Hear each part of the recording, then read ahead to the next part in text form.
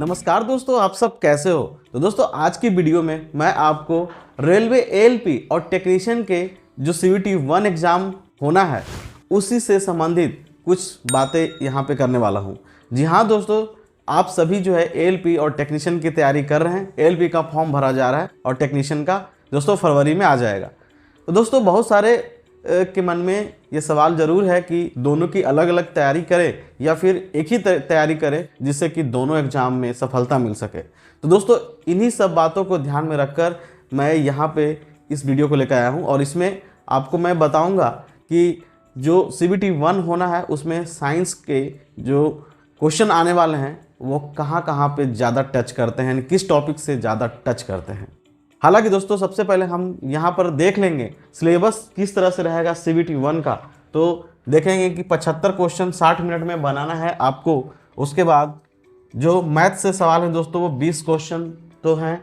Reasoning और general intelligence से दोस्तों 25 क्वेश्चन और जनरल साइंस से 20, यानी दोस्तों फिजिक्स, केमिस्ट्री और बायोलॉजी से 20 क्वेश्चन आने वाले हैं आपके, ठीक है। और करंट अफेयर्स और जनरल अवेयरनेस से आपको 10 क्वेश्चन रहेगा। तो दोस्तों यहाँ पर जो मैंने टॉपिक लिखे हैं वो सीवीटी 1 के लिए लिखे हैं और ऐसा ये नहीं कि ये सीवीटी 1 में ही आएगा, सीवीटी 2 में भी दोस्तों ये यहाँ पे टॉपिक जो है वो आने वाले हैं। तो सबसे पहले हम बात करेंगे दोस्तों कि फिजिक्स में कहाँ से टॉपिक जो है वो ज़्यादा टच किए गए हैं। इसका अध्ययन मैंने दोस्तों पिछले वर्षों के प्रश्न पत्र और साथ में अपने अनुभव को लेकर तैयार किया है, ठीक है। तो सबसे पहले देखें कि बल और गति यानी फोर्स एंड मोशन, इसमें दोस्तों ज़्यादा क्वेश्चन टच होते हैं और इसमें ग्रेविटेशनल वगैरह का, गुरुत्वाकर्षण जो है वो टॉपिक जरूर कवर कीजिएगा। ये है फोर्स एंड मोशन का। उसके बाद दोस्तों अगला जो देखें वो प्रकाश से है, यानी लाइट और दर्पण और लेंस से दोस्तों कम सवाल पूछे गए हैं, ठीक है। तो ज़्यादातर जो है वो परावर्तन और अपवर्तन से ही सवाल पूछे गए हैं, आप इसको ध्यान में लेकर चलिएगा। इलेक्ट्रिसिटी यहाँ देखें तो इलेक्ट्रिसिटी में ज़्यादा तो नहीं, बेसिक इलेक्ट्रिसिटी के बारे में पूछा जाएगा, ज़्यादा डीपली नहीं पूछा जाता है यहाँ पे। तो इससे कम से कम 2 से 3 सवाल रहते हैं ज़रूर। तो आप इलेक्ट्रिसिटी में तैयारी करिएगा अच्छे से। साउंड की बात करें दोस्तों तो साउंड यानी ध्वनि में देखें तो मेन जो बेसिक ध्वनि की जो कॉन्सेप्ट होती है और फ्रीक्वेंसी वगैरह यानी आवृत्ति वगैरह होती है, ठीक है, उससे रिलेटेड जो है सवाल यहाँ पे पूछे जाते हैं, ठीक है। उसके बाद देखें यहाँ पे वर्क, पावर और एनर्जी, ये 3 सेक्शन है दोस्तों। और यहाँ पर जो सवाल है वर्क, पावर और एनर्जी, इससे ज़्यादा क्वेश्चन जो हैं देखने को मिले हैं, क्योंकि यहाँ पर एक पावर की तो बात है, एनर्जी से ज़्यादा सवाल देखे हैं यहाँ पे। वर्क में भी जो है खास करके जो मशीन जो होता है, मशीन एंड लीवर्स होता है, उसमें ये सवाल टच करते हैं। और ये तीनों जो है सेक्शन है वर्क, पावर, एनर्जी है, वो पूरी तरह से आपके लिए इम्पोर्टेंट रहेगा। तो दोस्तों ये फिजिक्स में इतने सारे जो हैं वो टॉपिक हैं, इन सब टॉपिक को पहले आपको कवर कर लेना है, इसके बाद और भी टॉपिक जो है वो करना है। मैं ऐसा ये नहीं कह रहा हूँ कि सिर्फ इसी को पढ़ लें तो बाकी छोड़ दें, ऐसा नहीं, और भी पढ़ना, पहले ये प्रेफरेंस में आपको रहना चाहिए, ठीक है। क्योंकि अगर आप वैसे टॉपिक को पढ़ेंगे जिसमें से कम ही सवाल आते हैं, 1 सवाल आते हैं, 2 सवाल आते हैं, तो बड़े टॉपिक जो ज़्यादा सवाल आने वाले हैं वो रह जाएंगे।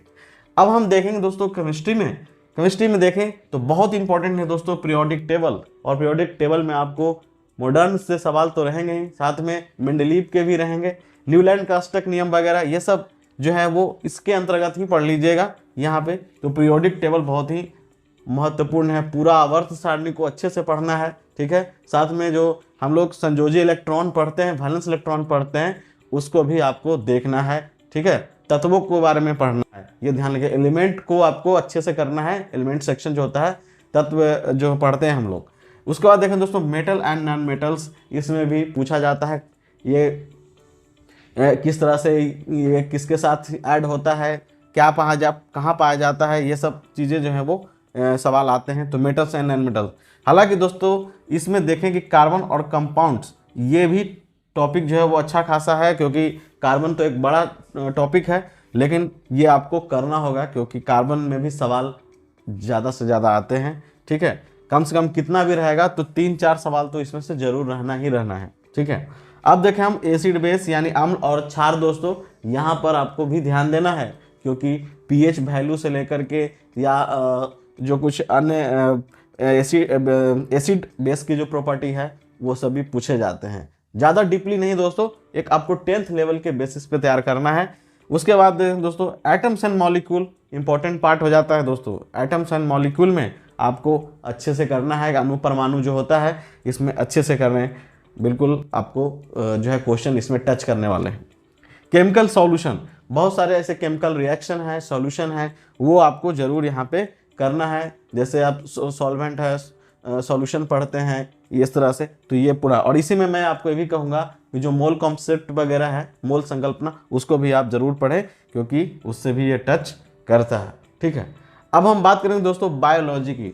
तो बायोलॉजी में देखें तो पहला ह्यूमन बॉडी एंड रिप्रोडक्शन का पार्ट रहेगा इंपॉर्टेंट, और उसमें आपको ज़्यादा देखना है क्योंकि इससे रिलेटेड क्वेश्चन काफ़ी देखे हैं मैंने।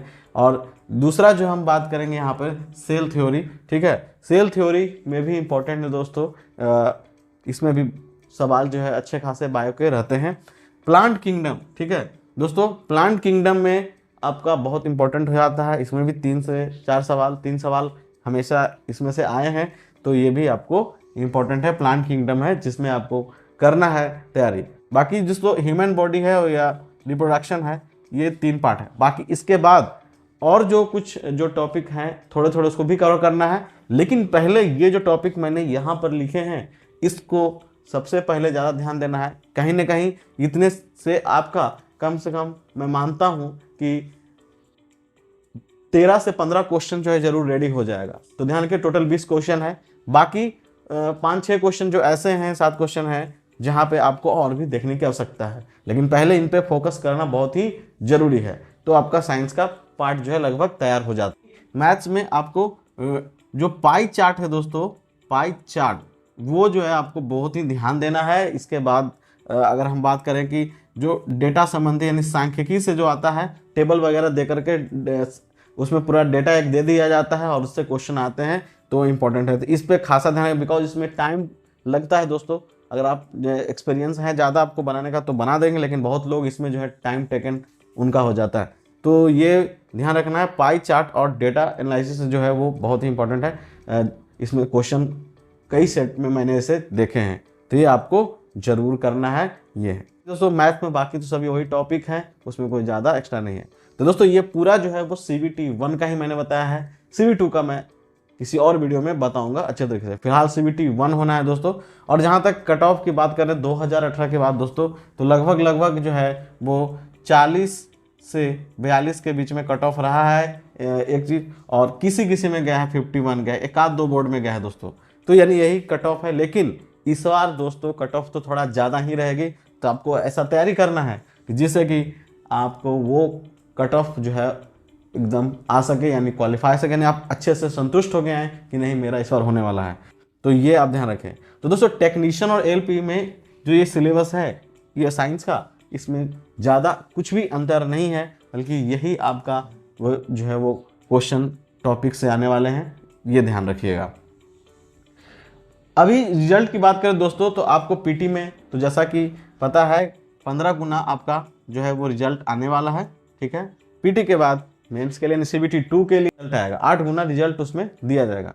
तो ये आप माइंड में रखें। लेकिन दोस्तों ये जो मैंने बताया है वो आप इस पर बिल्कुल ही फोकस कीजिए। मैं उम्मीद करूँगा कि आपका ज़रूर इसमें कवर होगा। आप तैयारी एक दिन भी मिस नहीं कीजिए, आपको तैयारी करना है दोस्तों, और इस बार आपको सफलता लेना ही लेना है।